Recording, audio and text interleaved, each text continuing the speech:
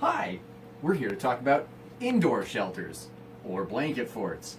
So, for your indoor shelter or blanket fort, you're going to need a blanket or a sheet or a tarp even. It says you can't use tarps inside.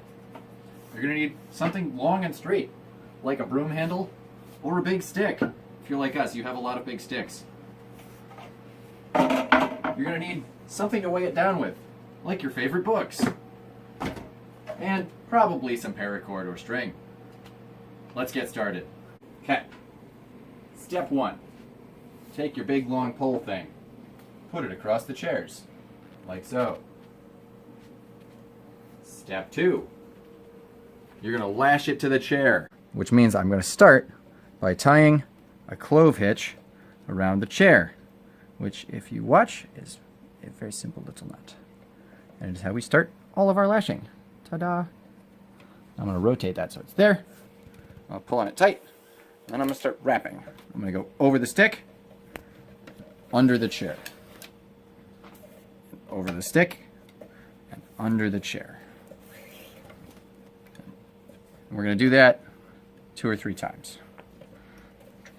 The more times you do it, the stronger it's going to be at the end. All right. Over the chair, over the stick, over the chair, over the stick. And now I'm going to wrap it around the middle 2 or 3 times. 2. 2's probably enough here. And then I'm going to finish it off by tying another clove hitch.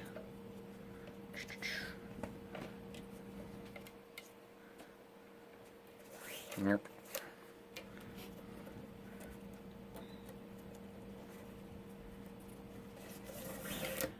Ta-da! All right, now we have our structure, and now we need our blanket. All right, next step is we take our blanket. In this case, it is a queen-size sheet. You may need more than one sheet or more than one blanket, depending on how big your stuff is. And we're going to spread it out on the ridge pole. And then we're going to take our favorite books and we're going to use them as paperweights. Well, as blanket weights.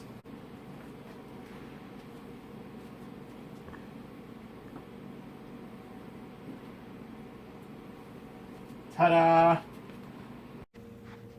And my blanket fort is finished. I discovered that it worked way better to put the books on the inside with the blanket tucked under them. But other than that, this is a nice, cozy little fort. And now you know all you need to know to make your very own.